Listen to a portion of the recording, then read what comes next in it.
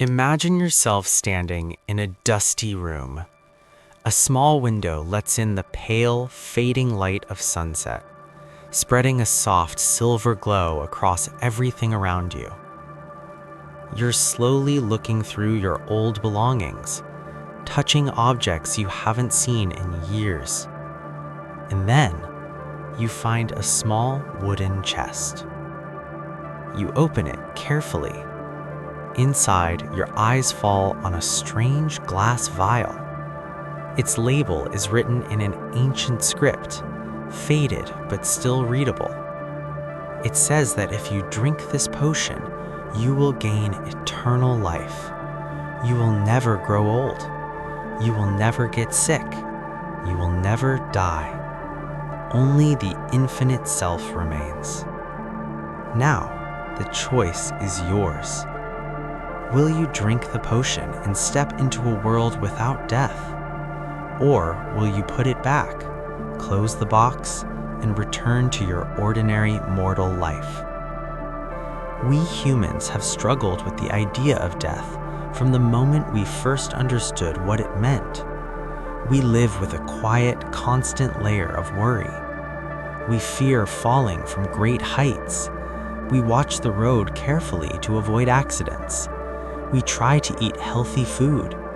We do countless things because death follows us like a shadow. But imagine, just for a moment, that all those shadows disappear at once. No fear of accidents, no fear of illness, not even fear of a plane crash. You might let go of repetitive routines and chase your most dangerous dreams. You might travel across continents on a bicycle or dream of reaching the heart of the galaxy. Is that absolute freedom? Not entirely. There is an ancient Greek story about Sisyphus, a king condemned to push a massive boulder up a mountain. Every time he reached the top, the boulder rolled back down, and he had to start again. Imagine if immortality felt the same. Every new goal, every moment of excitement and discovery, eventually becoming repetitive and empty. Some philosophers believed this.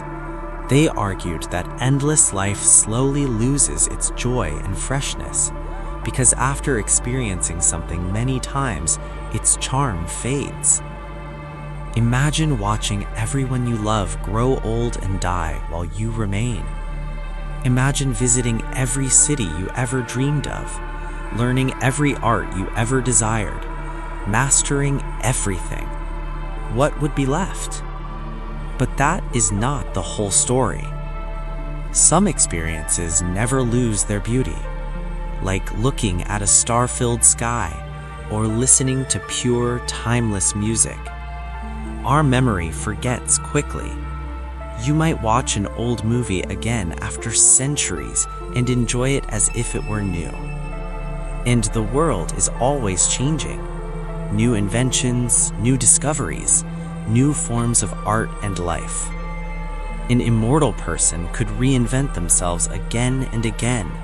A scientist in one era, an artist in another, a traveler in the next. But then a deeper question appears. After hundreds of years, are you still the same person? Memories fade, beliefs shift, values change. So who are you after all these transformations? Some say life is meant to have chapters. Each chapter ends, making room for the next, and eventually, the story must end. Without an ending, a book becomes endless pages, repetitive. In many myths, immortality is a curse, a life of loneliness or endless longing. Even in science fiction, eternal life often becomes empty. When you have infinite time, nothing feels urgent, nothing feels precious. So maybe death is the mirror that gives life meaning. When you know time is limited, every choice becomes deeper. Every feeling becomes richer. The last piece of chocolate always tastes sweeter. But is eternity always boring? Not necessarily.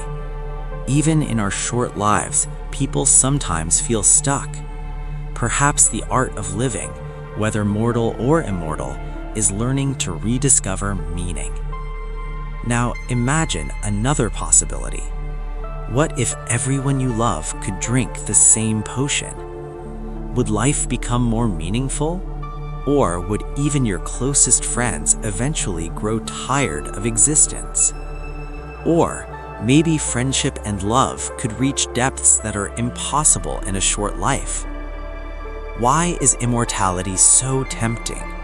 Because we fear the end, and because we long for more discovery. We want to know how the story ends, how science ends, how life ends. A century is not enough. Even 2 centuries are not enough.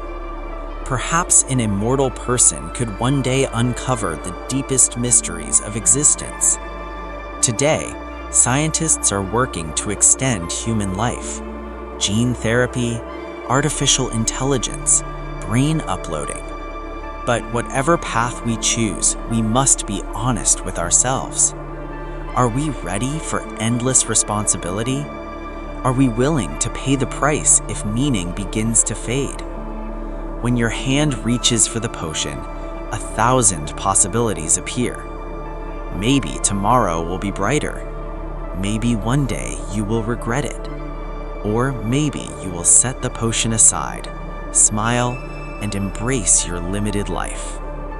Because meaning lives in moments, not in infinity. Now it is your turn. Whether you drink the potion or not, the very act of imagining this choice means you're searching for the meaning of life. And that search is the beginning of philosophy.